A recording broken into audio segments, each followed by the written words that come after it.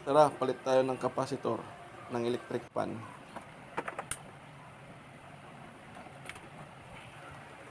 Ayan, makita nyo, mabagal talaga siya mag-start. Tsaka hindi siya nakakabuka masyado ng hangin. Ayan, number 2. Kala mo mabilis yung ikot niya, mabagal siya sa actual.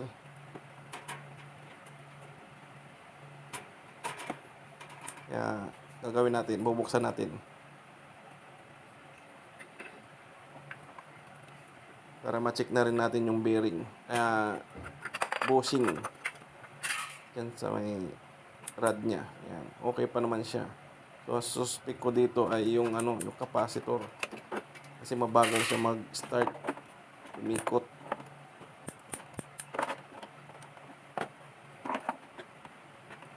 Tignan natin yung yung leeg niya para hindi siya titingala-tingala. Lagi kasing lumuluwag yan. Buksan natin yung sa makina. Papalitan natin yung capacitor. Kahit hindi na natin i-check kasi alam na natin yung sakit niya. Kita nyo, napakadumi niya.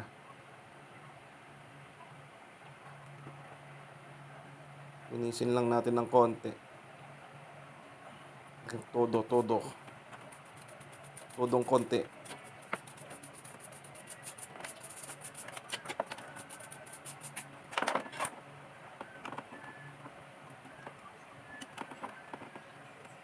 Itabi nyo lang lahat yung mga tornilyo na tinanggal nyo para ibabalik nyo din. Baka mawala. Kung problema ka kung saan kukuha niyan, bibili pa. Walis-walis lang, walis-walis.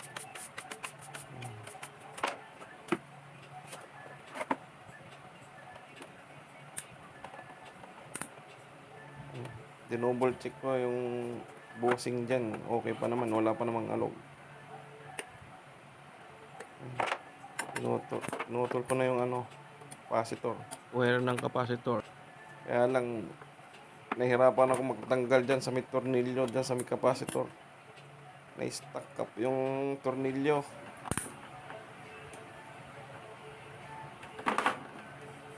Yan, Katigas. todo-todong pwersa na yan. Wala, ayaw pa din. Hindi ko na pipilitin kasi baka masira lang yung lagay ng tornilyo, ng screwdriver. Kaya ginamitan ko siya ng yan, special tools. Dipukpok na yan, screw.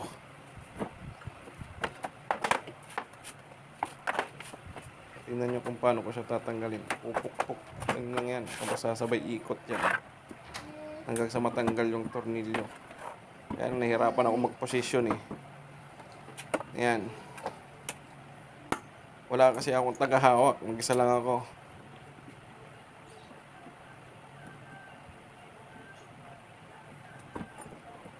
Pipisto natin na maayos yan. Ayan. Para hindi siya gagalaw-galaw.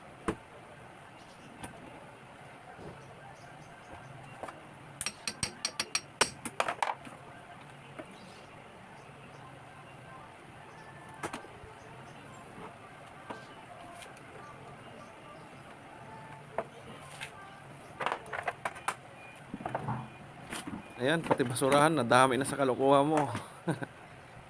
Para may ayos natin, hindi gagalaw-galaw. Para mapukpok natin na maayos. Yan.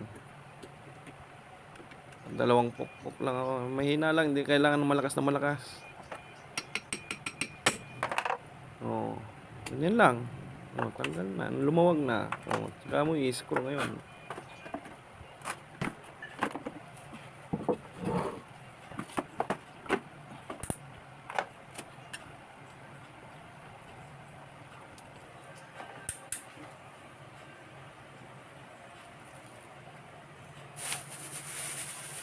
Yan may nakabili na ako ng capacitor. Dalawa na binili ko para reserva yung isa. 30 pesos lang naman kasi yung isa niyan. 2 microfarad. 2 microfarad din yung tinanggal natin. Ayan. Yung nasa taas yung tinanggal natin. Yung sa baba yung bago. Kabit na natin.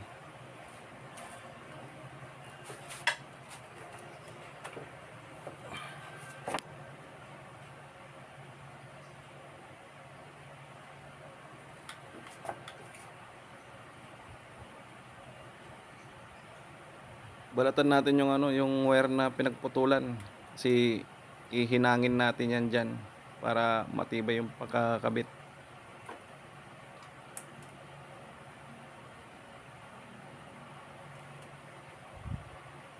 Yan o, nilagyan ko ng soldering paste para pag hininang mo, kakapit yung panghinang.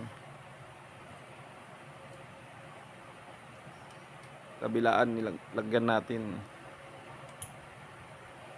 Para pag mamaya, iinitin mo na lang yon. Kasi may pondo na. Kailangan mong pondohan yon. Yung wire. Pagka didirekta mo, hindi didikit.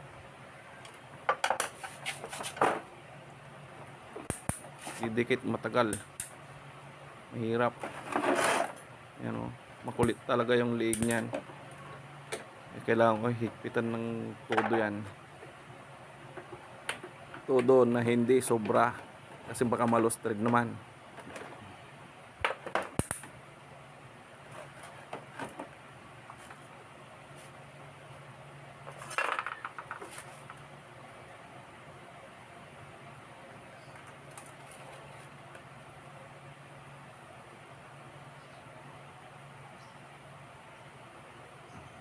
Kung gusto niyo yung mga ganitong content, please paki-like and share. At pa-subscribe na rin para ma-update kayo sa mga uploads ko, mga susunod nating mga gagawin. At paki-click na rin yung bell para ma-notify po kayo.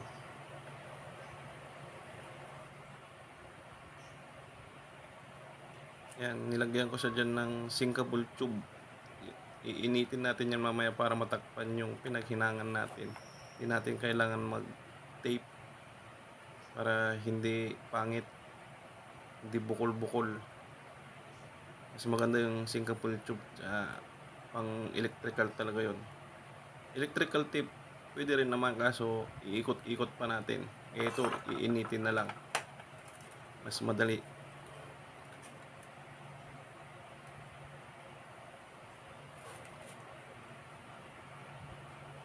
Make sure lang na yung pagkakahinang dyan maganda. Yung dikit na dikit. Para hindi siya mag-loss contact.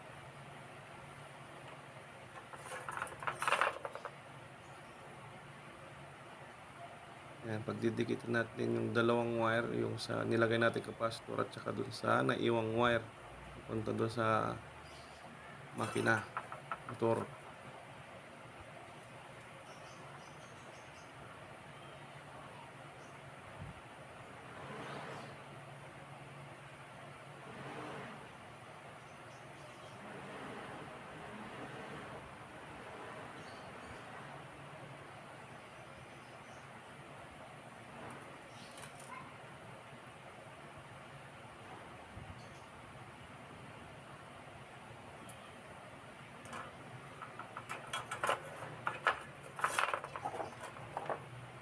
Patuloy lang natin yung pinakadulo ng hininang natin kasi sobrang haba.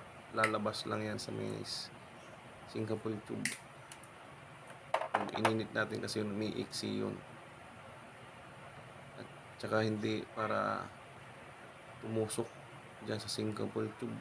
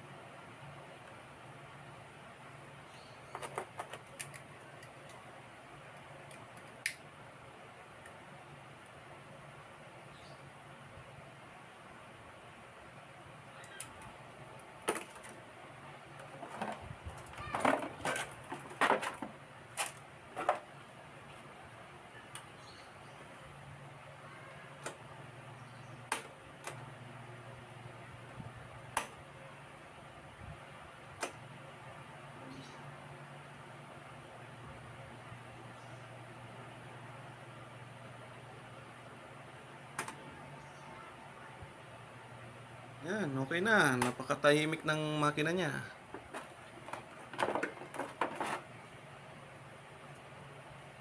Iayos mo na lang yan, wire. Tapos, balik mo na yung mga takip at saka yung ilisi niya. Tapos na. Nugasan na rin natin yan. Kakabit na lang. Punas-punas konti. Kasi medyo basa pa. Kahit pinatulo mo na, may mga basa pa din.